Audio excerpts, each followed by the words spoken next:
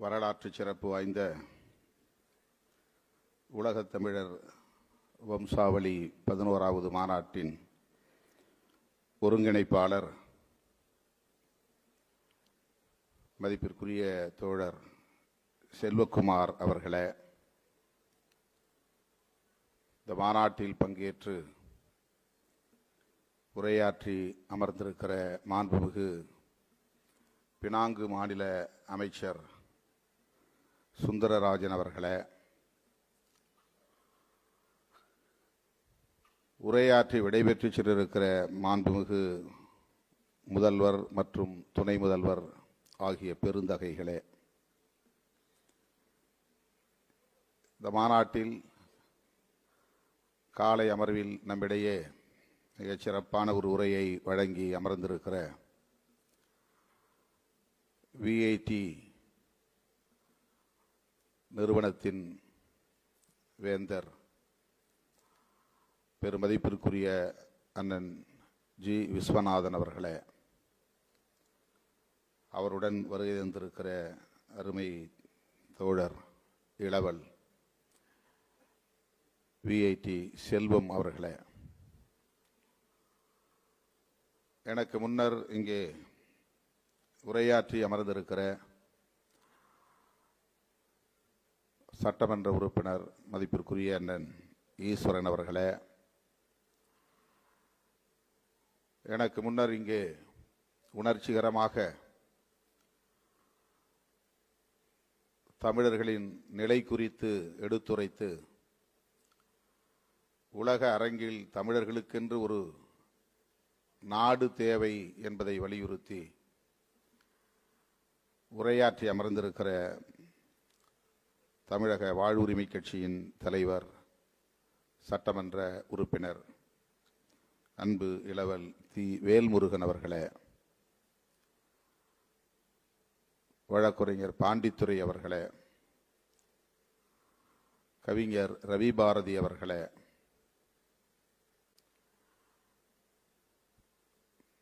கோலாலம்பூரிலிருந்து என்னோடு வருகை தந்திருக்கிற டத்தோ பாஸ்கரன் அவர்களே, தமிழ்மொழி உதவி இயக்குனர் செங்குட்டுவன் அவர்களே, மலேசிய தமிழ் எழுத்தாளர்கள் சங்கத்தின் தலைவர் எழுத்தாளர் ராஜேந்திரன் அவர்களே,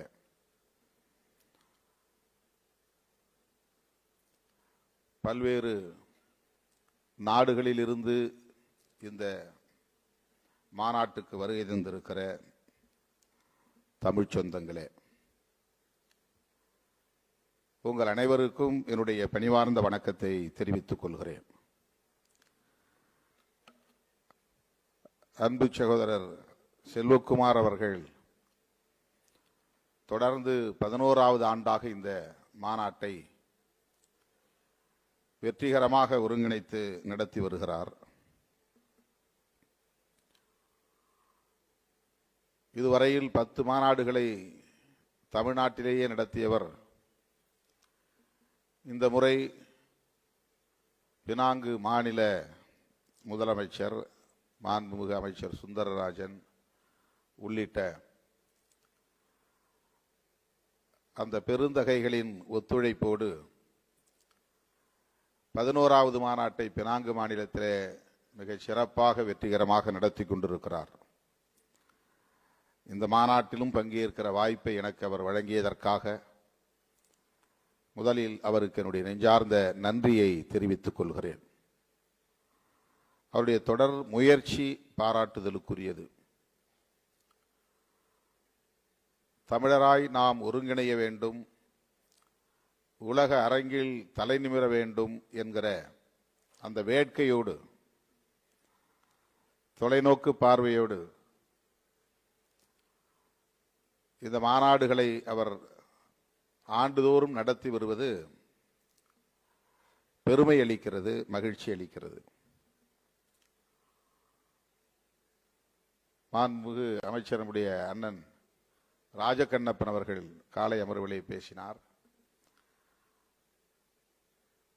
தமிழக அரசின் சார்பிலே பல முன்னேற்ற பணிகளை, மேம்பாட்டு பணிகளை செய்து வருவதை எடுத்துரைத்தார்.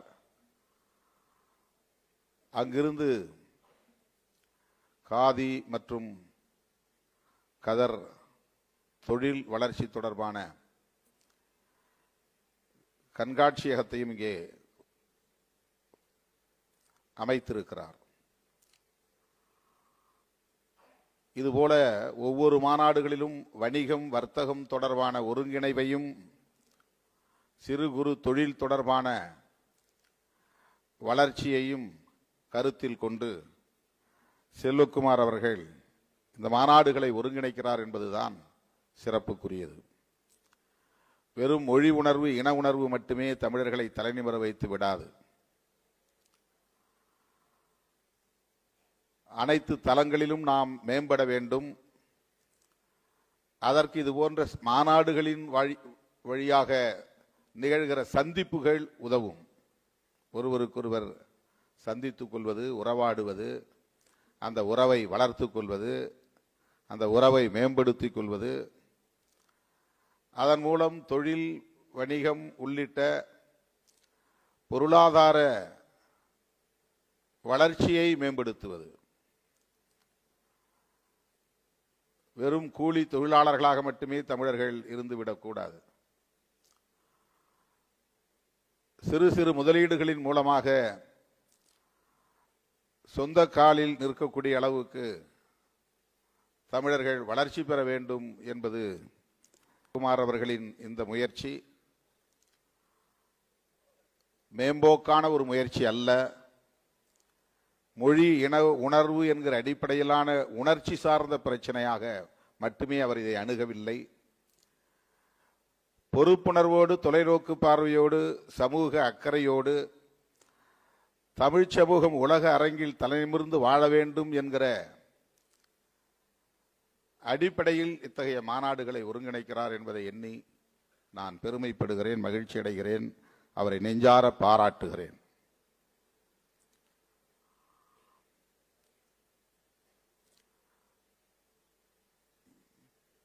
இந்த மாநாட்டில் பேசிய ஒவ்வொருவரும் தமிழரின் பாரம்பரியம் குறித்து, பண்பாடு குறித்து பெருமை பொங்க பேசியதை நாம் கேட்டோம். உலகின் முதல் மொழி, உலகின் மூத்த குடி,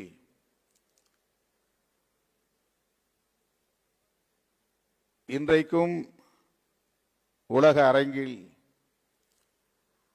பெருமைக்குரிய ஒரு பேரினமாக இந்த இனம் வாழ்ந்து கொண்டிருக்கிறது என்பதையெல்லாம் இங்கே பேச நாம் கேட்டோம். ஆனாலும் கூட நமக்கென்று ஒரு தேசமில்லை என்கிற குறையை வேல்முருகன் அவர்கள் இங்கே சுட்டிக்காட்டினார். ஒரு காலத்தில் கோட்டை கட்டி கோலோச்சிய தமிழன், கடல் கடந்து படையெடுத்து பல நாடுகளை வென்ற தமிழன், கங்கை கொண்டான் கடாரம் கொண்டான் என்கிற பட்ட பெயர்களை வென்ற தமிழன் இன்றைக்கு தனக்கென ஒரு தேசமில்லை என்கிற நிலையில் இருக்கிறோம். இதை கருத்தில் கொள்ள வேண்டிய தேவை இருக்கிறது.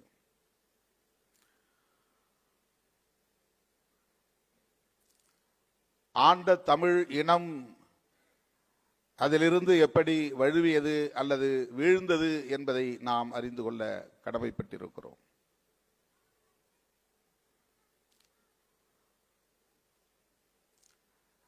வெறுமொழி உணர்வும் இன உணர்வும் அதற்கு போதாது என்பதுதான்.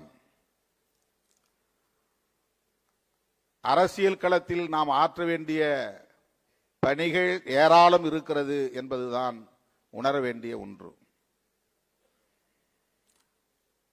எந்த மொழிக்கும் 10,000 ஆண்டு காலம் சங்கம் இருந்ததாக சான்றுகள் இல்லை. தமிழ் மொழிக்கு முதற் சங்க காலம் 4400 ஆண்டுகள் இருந்ததாக இலக்கிய குறிப்புகள் நமக்கு கூறுகின்றன. இடைச்சங்கம் 3700 ஆண்டு காலம் இருந்ததாக சொல்லப்படுகிறது. மூன்றாவது தமிழ்ச்சங்கம் 1850 ஆண்டுகள் இயங்கி இருக்கிறது என்பதை வரலாற்று குறிப்புகளிலே அறிய முடிகிறது. ஒட்டுமொத்தத்தில் 9950 ஆண்டு காலம் ஒரு மொழிக்கு சங்கம் இருந்து இயங்கி இருக்கிறது என்கிற வரலாறு உலகில் வேறு மொழிகளுக்கு இருக்கிறதா என்று எனக்கு தெரியவில்லை. மொழியின் வளர்ச்சிக்காக, மொழியின் மேம்பாட்டுக்காக இப்படி சங்கம் வைத்து ஆயிரக்கணக்கான ஆண்டுகளாக இயங்கிய வரலாற்று பெருமை தமிழர்களுக்குத்தான் உண்டு. அப்படிப்பட்ட இந்த தமிழ் உலகத்திற்கு எவ்வளவு பெரிய பங்களிப்பை செய்திருக்கிறது என்பதை எண்ணி நாம் பெருமைப்பட வேண்டும். நான் வந்ததும் நவாஸ்கனி அவர்கள் சொன்னார் என்று கருதுகிறேன். எங்களை எல்லாம் வேட்டி சட்டை கட்டிட்டு வர சொன்னார் செல்வகுமார். பாரம்பரிய உடை, நீங்க மட்டும் பேண்ட் சட்டை போட்டுக்கிட்டு நார்த் இந்தியன் மாதிரி வந்திருக்கிறீங்களே அப்படின்னு கேட்டார். பண்பாடு என்பது உடையில் இருப்பதாக மட்டுமே நாம் நம்புகிறோம். பண்பாடு என்பது பேசுகிற மொழியில் மட்டுமே, அந்த உணர்வில் மட்டுமே இருப்பதாக நாம் நம்புகிறோம். பண்பாடு என்பது நம்முடைய சிந்தனையில் இருக்கிற முதிர்ச்சி, அறிவு முதிர்ச்சியைத்தான் பண்பாடு என்று புரிந்து கொள்ள வேண்டும். உடை உடுத்துவதாக இருந்தாலும், உணவாக இருந்தாலும், வணிகமாக இருந்தாலும், தொழிலாக இருந்தாலும் அதில் வெளிப்படக்கூடிய அந்த அணுகுமுறைகள், மனிதருக்கு மனிதர் பின்பற்றுகிற உறவு முறைகள், அந்த உறவு முறைகளில் வெளிப்படுகிற அணுகுமுறைகள், அதில் வெளிப்படுகிற முதிர்ச்சி என்பதுதான் பண்பாடு.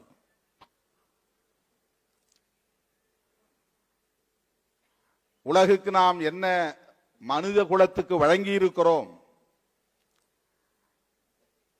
அறிவார்ந்த தளத்தில் எந்த பங்களிப்பை செய்திருக்கிறோம், அதுதான் பண்பாட்டின் அடையாளம். திருக்குறள் தமிழ் உலகுக்கு செய்திருக்கிற மிகப்பெரிய பங்களிப்பு, தமிழன் தந்திருக்கிற பங்களிப்பு. திருக்குறள் 1330 குறள்களை கொண்ட ஒரு சிறு நூல். ஆனால் அந்த திருக்குறள் மனிதகுலத்துக்கு தருகிற அறிவார்ந்த பங்களிப்பு என்பது மதிப்பிட முடியாதது. அந்த அறிவு முதிர்ச்சி தான் தமிழர் பண்பாடு. பிறப்புக்கும் எல்லா உயிர்க்கும் என்று சொல்லுகிற அந்த அறிவு முதிர்ச்சி இருக்கிறதே, பிறப்பின் அடிப்படையில் உயர்வு தாழ்வு இல்லை. மானுட உயிராக இருந்தாலும் சரி, வேறு உயிராக இருந்தாலும் சரி, உயிரை உயிராக மதிக்க வேண்டும் என்கிற அந்த மானுடம் இருக்கிறதே, அதுதான் பண்பாடு. அதுதான் தமிழர் உலக அரங்கில் மனித குலத்துக்கு அளித்திருக்கிற பங்களிப்பு. வாடிய பயிரை கண்ட போதெல்லாம் வாடினேன் என்ற வள்ளலாரின் கூற்று இருக்கிறதே, அதுதான் உலகத்திற்கு நாம் தந்திருக்கிற மிகப்பெரிய பங்களிப்பு. ஒரு மனிதன் வாடிய போது நான் அதை கண்டு வாடினேன் என்பதை தாண்டி, ஒரு பயிர் வாடுகிற போது அந்த பயிர் வாடுகிறதே, அதற்கு வேரில் நீர் இல்லையே, அது வெயிலில் காய்கிறதே என்று அந்த பயிரை போல் மாறி உள்ளம் வாடுகிற உணர்வு இருக்கிறதே, அந்த உணர்வுதான் மாந்தநேயத்தின் உச்சம், அது ஆன்மநேயத்தின் உச்சம். அது அந்த உணர்வை மனிதகுலம் பெற வேண்டும் என்று தமிழன் உலக மனிதகுலத்திற்கு வழங்கியிருக்கிறான். அதுதான் பண்பாடு. அப்படிப்பட்ட உணர்வை பெற வேண்டும். ஆன்மநேயம், உயிர்மநேயம். எந்த உயிரையும் பகைக்கவும் கூடாது, வெறுக்கவும் கூடாது, வதைக்கவும் கூடாது, இழிவாக பார்க்க கூடாது. இந்த சிந்தனை முதிர்ச்சி இருக்கிறதே, இதுதான் தமிழரின் பண்பாடு. வாடிய பயிரை கண்ட போதெல்லாம் வாடினேன் என்கிற அந்த உணர்வு இருக்கிறதே, அது எவ்வளவு பெரிய முதிர்ச்சி என்பதை நாம் புரிந்து கொள்ள வேண்டும். கணியன் பூங்குன்றன் யாதும் ஊரே யாவரும் கேளீர் என்று சொன்னான். 4 சொற்கள், 2 சொற்றொடர். இதை விட ஒரு பரந்த பார்வை, ஒட்டுமொத்த உலகத்தையே தனதாக பார்க்கிற அந்த பார்வை, சாதி மதம் மொழி இனம் தேசம் என்கிற வரம்புகளை எல்லாம் கடந்து எல்லோரும் என் சொந்தம் என்று பார்க்கிற அந்த பார்வை, அதுதான் பண்பாடு, தமிழர் பண்பாடு. அதுதான் பண்பாடு, அதுதான் பண்பாடு, தமிழர் பண்பாடு. யாதும் ஊரே, எல்லா ஊரும் என் ஊர் தான், இந்த மாவட்டம் ஏன் மாவட்டம், இந்த கிராமம் ஏன் கிராமம் என்று குறுகிய கண்ணோட்டத்திற்குள்ளே உழல வேண்டாம். இது என்னுடைய நாடு, இது என்னுடைய மொழி என்கிற குறுகிய கண்ணோட்டத்தில் நீ இருக்க வேண்டாம். உலகமே என் ஊர் என்று பார். உலகமெங்கும் வாழுகிற மனித குலத்தை என் சொந்தம் என்று எண்ணு, கருது, போற்று. எவ்வளவு உயர்ந்த பார்வை, பரந்த பார்வை, விரிந்த பார்வை. பெரும்பாலும் நம்மிடத்திலே என் சாதி அல்லது என் மதம் அல்லது என் மொழி என்கிற பார்வையே மேலோங்குகிறது. என் சாதி என்று சொல்லக்கூடியவனை விட என் மதம் என்று சொல்லுகிறவன் பரந்த பார்வை உள்ளவனாக நம்புகிறான். என் மதம் என்று சொல்லக்கூடியவனை விட என் தேசம் என்று எண்ணுகிறவன் நான் அவனை விட மேலானவன், பரந்த பார்வை உள்ளவன் என்று எண்ணுகிறான். ஆனால் கணியன் பூங்குன்றன் சொல்கிறான், யாதும் ஊரே யாவரும் கேளீர். என்ன தேச வரம்பு எதற்காக? மனித குலத்தை ஏன் பாகுபடுத்த வேண்டும்? ஏன் பிறரை பிரித்து பார்க்க வேண்டும்? அப்படி பிரித்து பார்க்கிற போது அந்த பிரிவினை சிந்தனை என்பது வெறுப்பு நிலைக்கு கொண்டு போய் சேர்க்கும். தமிழன் என்று உணர்வது தவறில்லை, ஆனால் பிற மொழியை சார்ந்தவனை பகைவன் என்று கருதுகிற நிலையை அடைந்து விடக்கூடாது. பிற மொழி பேசக்கூடியவன்லாம் என்னுடைய எதிரி. பிற மொழியின் மீதான வெறுப்பு, பிற மொழி பேசும் மக்களின் மீதான இன வெறுப்பு, அது வெறுப்பு நிலைக்கு கொண்டு போய் நிறுத்தும். அதை கூடாது என்று சொன்னவன் கணியன் பூங்குன்றன். யாதும் ஊரே யாவரும் கேளீர். அதைவிட இந்த உள்ளம் எப்படி பக்குவப்பட வேண்டும் என்று அவன் சொல்லுகிறான். பெரியோரை வியத்தலும் இளமே, அந்த பாடல கடைசி முடியுது. பெரியோரை வியத்தலும் இளமே, சிறியாரை இகழ்தலும் அதனினும் இளமே. ஒருவர் பொருளாதாரத்தால் உயர்ந்தவர், பதவியால் உயர்ந்தவர், சாதியால் மேலானவர் என்று எண்ணி அவர்களை கண்டு வியப்படையவும் கூடாது, போற்றவும் கூடாது. அதை போல ஒருவனை மிக சாதாரணமானவன், எளியவன் என்று இகழவும் கூடாது. இதுதான் மனித குலத்துக்கு தமிழன் தந்திருக்கிற கொடை. இதுதான் தமிழர் பண்பாடு. வாழ்க்கை இனியது என்றும் மகிழக்கூடாது, வாழ்க்கை துன்பமானது என்றும் வெறுக்கக்கூடாது. இந்த வாழ்க்கை என்பது மின்னலை போல, மழையை போல வந்து பள்ளத்தை நோக்கி ஓடக்கூடியது. பிறப்பு இறப்பை நோக்கி போகும். மழை கொட்டினால் பள்ளத்தை நோக்கி பாயும், பிறப்பு இறப்பை நோக்கி செல்லும். இது ஒரு இயற்கை, அவ்வளவுதான். பிறப்பும் இறப்பும். இப்படி இதை எடுத்துக்கொள்ள வேண்டும் என்று சொல்லுகிற அந்த சிந்தனை முதிர்ச்சி இருக்கிறதே, அதுதான் தமிழன் உலகுக்கு தந்திருக்கிற கொடை. அதுதான் தமிழர் பண்பாடு. அந்த உணர்வு வேண்டும் என்பதுதான் நம்முடைய இறுதி இலக்காக இருக்க வேண்டும். மதத்தின் பெயராலோ சாதியின் பெயராலோ அந்த நம்பிக்கை என்பது வேறு. ஒவ்வொருவருக்கும் ஒவ்வொரு நம்பிக்கை இருப்பது அவரவருக்கான சுதந்திரம். அது மதத்தின் மீது நம்பிக்கை, கடவுளின் மீது நம்பிக்கை, மொழியின் மீது பற்று, இனத்தின் மீது பற்று, இந்த உணர்வுகளை மதிக்கிறோம். ஆனால் இது மாந்தநேயத்தை சிதைக்க கூடாது. மாந்தநேயமே உலகின் தலை சிறந்த கொள்கை. எல்லா மதங்களும் ஒரு கோட்பாட்டை சொல்லும். ஆனால் எல்லாவற்றையும் நீங்கள் தொகுத்து பார்த்தால் அது மனித நேயத்தைத்தான் வலியுறுத்தும், மாந்த நேயத்தைத்தான் வலியுறுத்தும். அன்பு செய், கருணை காட்டு, இதுதான் மதங்கள் போதிக்கின்றன. அன்பு செய்கிற போதுதான், கருணை காட்டுகிற போதுதான் மனித உறவுகள் மேம்படும், சகோதரத்துவம் தழைக்கும், சமத்துவம் மலரும். இதுதான் மதங்கள் போதிக்கின்ற அடிப்படையான கருத்துக்கள். அது ஆன்மீக தத்துவ மெய்யியல். ஆனால் அதை பரப்பக்கூடிய நிறுவனங்கள் தான் மதங்களாக மாறுகின்றன. மத நிறுவனங்கள் தான் அதை ராங் இன்டர்பிரேஷன் செய்கிறார்கள்.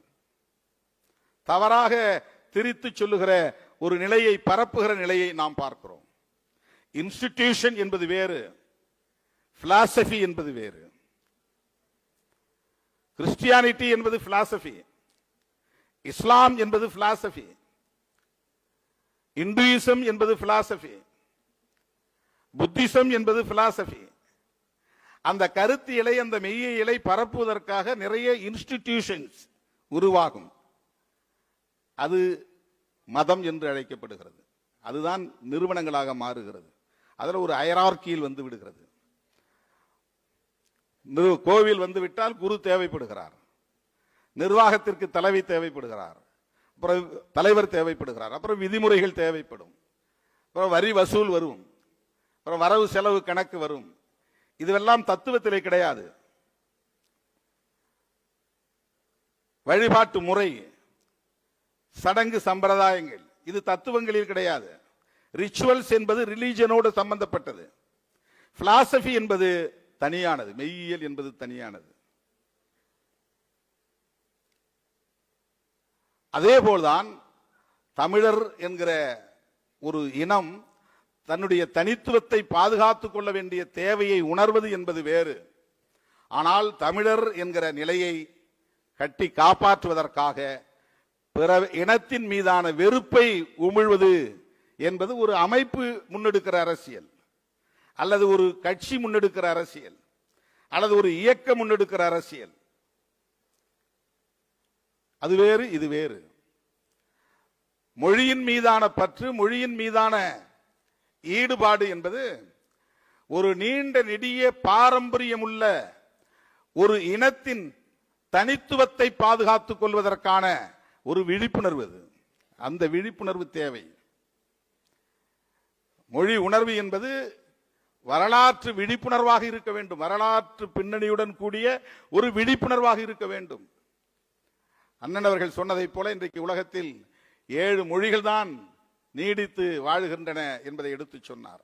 எத்தனையோ மொழிகள் தோன்றி மிகப்பெரிய அளவிலே மக்கள் மயமாகி பிறகு அது பேசுவதற்கே ஆள் இல்லாமல் சிதைந்து போயிருக்கிறது. ஏனென்றால் எந்த மொழியை மக்கள் பேசினார்களோ அவர்கள் பிற மொழியை உள்வாங்கிக் கொண்டு தலைமுறை தலைமுறையாக மாறுகிற போது மக்கள் மாறிக்கொண்டே போகிறார்கள். அவர்கள் பேசிய மொழி சிதைந்து கொண்டே போய்விடுகிறது, பேசுவதற்கு ஆள் இல்லாமல் போகிறார்கள். சமகாலத்தில் தோன்றிய மொழி அல்லது மூத்த மொழி, இளைய மொழி என்கிற வாதம் இன்றைக்கும் சமஸ்கிருதத்திற்கும் தமிழுக்கும் இடையிலே நடந்து கொண்டிருக்கிறது. சமஸ்கிருதத்தில் இருந்துதான் தமிழ் தோன்றியது என்கிற வாதம் வட இந்தியர்களிடம் உண்டு. தமிழில் இருந்துதான் பிற மொழிகள் தோன்றின என்கிற வாதம் தமிழ் அறிஞர்களிடையே உண்டு. இந்த இரு மொழிகளும் சமகாலத்தில் தோன்றியவை என்கிற வாதமும் உண்டு. இது இன்னும் நிகழ்ந்து கொண்டிருக்கிறது. ஆனால் தமிழ் இன்னும் பிழைத்திருக்கிறது, வலுவாக இருக்கிறது, 10 கோடி மக்கள் பேசுகிற மொழியாக இருக்கிறது. சமஸ்கிருதம் பேசுவதற்கு ஆள் இல்லாத மொழியாக, வெறும் ஏடுகளில் இருக்கிற மொழியாக மாறிவிட்டது. இந்தியாவிலே மிகப்பெரிய அளவிலே கோலோச்சிய ஒரு மொழியாக பாலி மொழியும் இருந்தது. இன்றைக்கு பாலி மொழி என்று சொல்லுவதற்கு கூட ஆள் இல்லை. பௌத்தத்தை பரப்பிய மொழி, பௌத்த இலக்கியங்கள் மலிந்த மொழி பாலி மொழி. புத்தர் பேசிய மொழி பாலி மொழி. அவருடைய போதனைகள் அனைத்தும் பாலி மொழியில்தான் வந்தன. சமஸ்கிருதம் வேறு, பாலி வேறு, பிராகிருதம் வேறு. அந்த மொழிகள் எல்லாம் இன்றைக்கு இல்லை. தமிழ் வாழ்ந்த காலத்தில் சமகாலத்தில் இயங்கிய மொழிகள் அவையெல்லாம் மக்களால் பேசப்பட்ட மொழிகள். பாலி மொழி எங்கே போனது? பிராகிருதம் எங்கே போனது? தமிழ் இன்னும் இருக்கிறது, உயிர்ப்போடு இருக்கிறது. எத்தனையோ படையெடுப்புகள் நிகழ்ந்தன, மொழி கலப்பு உருவாயின. ஆனாலும் தமிழ் நீடிக்கிறது, நிலைத்திருக்கிறது, உயிர்ப்புடன் இயங்குகிறது. அதனால்தான் மனோன்மணியம் சுந்தரனார் உன் சீரிழமை திறமை என்று எழுதுகிறார். உன் சீரிழமை திறமை என்று அப்டேட் ஆகுது மொழி. புதிய காலத்திற்கு ஏற்ப தமிழ் மொழி தன்னை புதுப்பித்துக் கொள்கிறது. புதிய அறிவியலுக்கு ஏற்ப தமிழ் மொழி புதுப்பித்துக் கொள்கிறது. புதிய தொழில்நுட்ப வளர்ச்சிக்கு ஏற்ப தமிழ் மொழி தன்னை புதுப்பித்துக் கொள்கிறது. உலக அரங்கில் வளர்ச்சி அடைந்து வருகிற நாகரிகத்திற்கு ஏற்ப தமிழ் மொழி தன்னை புதுப்பித்துக் கொள்கிறது. அந்த பழமையும் இங்கே நீடிக்கிறது, புதுமையும் இங்கே மலர்கிறது. அதுதான் உன் சீரிழமை திறமை என்று வாழ்த்துதுமே வாழ்த்துதுமே என்று மனோன்மணியம் சொல்லுகிறார். ஒரு மொழி அப்படி எப்படி இளமையோடு இருக்கும் என்றால் புதுமையை உள்வாங்கிக் கொள்கிற அந்த ஆற்றல்.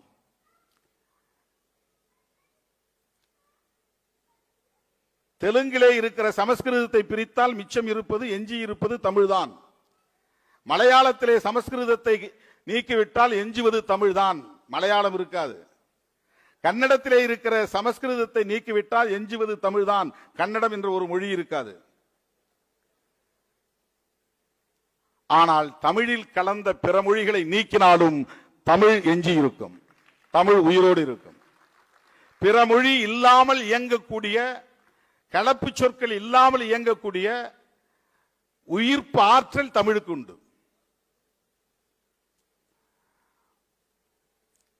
அந்த அளவுக்கான பாரம்பரியம் உள்ள தமிழ் அழிவதற்கு நாம் இடம் கொடுக்க கூடாது என்று எண்ணுகிற அந்த உணர்வு இருக்கிறதே, அதுதான் விழிப்புணர்வு. அதற்காக மொழி உணர்வு தேவை. கணியன் பூங்குன்றன் கண்ட கனவை நனவாக்குவதற்கு நம்மிடையே இன உணர்வு தேவை. அது எப்படிப்பட்ட கனவு? யாதும் ஊரே யாவரும் கேளீர். இந்த பண்பாட்டை உலகமெங்கும் எடுத்துச் செல்வதற்கு தமிழன் என்கிற பெருமிதம் தேவை. என் இனம் இந்த கருத்தை உலக மாந்தருக்கு கொடுத்திருக்கிறது. யாதும் ஊரே யாவரும் கேளீர். சேக்குவாராக்கு எந்த தேசமும் தடை இல்லையே. அவன் பிறந்தது ஓரிடம், அவன் போராடியது, யுத்தம் செய்தது, புரட்சி செய்தது அவன் பிறந்த தேசம் இல்லை, அவன் பிறந்த மக்களுக்கு இல்லை. அவன் மாண்ட இடம் வேறு. ஏன்? அவனுக்கு மொழி, தேசம், இனம் என்கிற எந்த வரம்புகளும் இல்லை. மனித குலத்தை மனித குலமாக பார்க்கிறான். ஆளும் வர்க்கம், ஆளப்படும் வர்க்கம். ஆளப்படுவோர் நாளுக்கு நாள் தம்முடைய அடையாளங்களை இழக்க நேரிடும். தமிழை போல் சுயம்புவாக தோன்றிய மொழி அல்ல ஆங்கிலம். அது பல மொழிகளின் கலப்பால் உருவானது, ஆங்கிலோ சாக்சன். தமிழ் மனிதனுடைய உழைப்பிலிருந்து உருவான மொழி. அவன் வலியிலிருந்து எழுப்பிய ஒலியிலிருந்து உருவான மொழி. அவன் தேடலிலிருந்து அவன் உருவாக்கி கொண்ட சொற்களில் இருந்து உருவான மொழி தமிழ். ஆங்கிலம், லத்தீன் போன்ற பல மொழிகள் இணைந்து உருவான ஒரு மொழி. ஆனால் உலகத்தில் நூற்றுக்கணக்கான நாடுகளில் ஆட்சி மொழியாக இருக்கிறது. ஏன்? அதிகாரம் அவர்களின் கைகளில் இருப்பதுதான் காரணம். ஒரு பண்பாடு வளம் பெற வேண்டுமானால், அது மேம்பட வேண்டுமானால், ஒரு மொழி தன்னை மேலும் வளர்த்து கொண்டு தக்க வைத்துக் கொள்ள வேண்டுமானால், அந்த மொழியை பேசுகிற தாய்மொழியாக கொண்டிருக்கிற இனம் ஆட்சி அதிகாரம் கொண்ட இனமாக இருக்க வேண்டும். ஆங்கிலேயர்கள் ஆட்சி அதிகாரம் உள்ளவர்களாக இருந்ததால் தான் அவர்கள் எங்கெல்லாம் ஆண்டார்களோ அங்கெல்லாம் அவர்களின் மொழி ஆட்சி மொழியானது. அவன் இங்கே வந்தபோது எண்ணிக்கையில் சொற்பம். இங்கே பேசிய தமிழ் பேசிய மக்களின் எண்ணிக்கை அதிகம், இந்தி பேசிய மக்களின் எண்ணிக்கை அதிகம். அவன் இங்கே இந்தி பேசுகிறவர்களுக்கு ஏற்ப வியாபாரம் செய்ய வேண்டும் என்று இந்தி கற்றுக்கொள்ளவில்லை. அவன் தமிழர்களிடையே வியாபாரம் செய்ய வேண்டும் என்பதற்காக தமிழை கற்றுக்கொள்ளவில்லை. அவன் மொழியை தமிழன் கற்றுக்கொள்ள வேண்டும் என்று அவன் விரும்பினான். அவன் மொழியை இந்தி பேசுகிறவன் கற்றுக்கொள்ள வேண்டும் என்று விரும்பினான். ஏனென்றால் அவன் ஆட்சி அதிகாரத்தில் இருக்கிற ஒரு இனமாக இருந்தான். அவன் ஆண்ட இடங்களிலெல்லாம் தேசங்களிலெல்லாம் அவன் மொழியே ஆட்சி மொழியானது. அவன் மொழி ஆட்சி மொழியானதால் அவன் பின்பற்றிய கலாச்சாரமே அந்த மக்களின் மீது திணிக்கப்பட்டது. எனவே தமிழர்கள் உலகத்தில் எந்த நாட்டில் இருந்தாலும் அரசியல் வேட்கை உள்ளவர்களாக இருக்க வேண்டும், அதிகார வேட்கை உள்ளவர்களாக இருக்க வேண்டும். அந்தந்த தேசங்களில் ஆளும் அதிகார பீடத்தில் அமருகிற அந்த வேட்கை வேண்டும். மலேசியாவிலும் தமிழர்கள் ஆட்சி அதிகார பீடத்தில் இருக்க வேண்டும். நாட்டை கைப்பற்ற வேண்டும் என்பதல்ல, ஆட்சி அதிகாரத்தில் பங்கு பெற வேண்டும். அதுதான் எம்பவர்மெண்ட். எல்லா அதிகாரங்களையும் விட வலிமையானது ஆட்சி அதிகாரம். எல்லாவற்றையும் தீர்மானிக்க வல்லது ஆட்சி அதிகாரம். அது தமிழனுக்கு தேவை. ஒரு மாநிலத்தில் முதலமைச்சராக இருப்பதல்ல, ஒரு தேசத்தின் ஆட்சி அதிகார பீடத்தில் இருப்பது. இந்தியா என்பது ஒரு நாடு, தமிழ்நாடு என்பது ஒரு மாநிலம். இந்திய தேசத்தின் ஆட்சி பீடத்தில் தமிழர்களின் பங்கு என்ன? இந்த வேட்கை தமிழர்களுக்கு இருக்க வேண்டும். அப்போதுதான் இந்த ஆயிரக்கணக்கான அல்லது லட்சக்கணக்கான ஆண்டுகளுக்கு உரிய பாரம்பரியத்தை கொண்ட இந்த இனம், 3.25 லட்சம் ஆண்டுகளுக்கு உரிய பாரம்பரியம் கொண்ட மொழி தமிழ் மொழி என்கிறார்கள். தொல்காப்பியம் 3000 ஆண்டுகளுக்கு முன்னால் உருவானது என்கிறார்கள். சிலர் 5000 ஆண்டுகள் என்கிறார்கள். ஒரு மொழிக்கு இலக்கணம் உருவாக வேண்டுமானால் பல ஆயிரம் ஆண்டுகளை கடந்து வந்த பிறகுதான் ஒரு மொழிக்கு இலக்கணம் உருவாக முடியும். இலக்கிய வளம் நிறைந்த ஒரு மொழி என்றால் அது பல ஆயிரம் ஆண்டுகளை கடந்து வந்துதான் இலக்கிய வளம் கொண்டதாக அது மாற முடியும். அப்படிப்பட்ட ஒரு நீண்ட நெடிய பாரம்பரியம் உள்ள மொழியை பேசுகிற இனம் எதிர்காலத்தில் 3ஆம் தர குடிமக்களாக 4ஆம் தர குடிமக்களாக மாறிவிடக் கூடாது. தமிழ் பேசுகிறவர்கள் எவரும் இல்லை என்கிற நிலை ஏற்பட்டுவிடக் கூடாது. தமிழ் நிலைத்திருக்க வேண்டும், தமிழர் பாரம்பரியம் நிலைத்திருக்க வேண்டும். தமிழர் பண்பாடு என்கிற பரப்புக்கும் எல்லா உயிர்க்கும் என்று சொன்ன வள்ளுவனின் கூற்றுதான் தமிழர் பண்பாடு. வாடிய பெயரை கண்டபோதெல்லாம் வாடினேன் என்று சொன்ன வள்ளலாரின் கூற்றுதான் தமிழர் பண்பாடு. யாதும் ஊரே யாவரும் கேளீர் என்று சொன்ன கணியன் பூங்குன்றனாரின் சிந்தனை தான் தமிழர் பண்பாடு.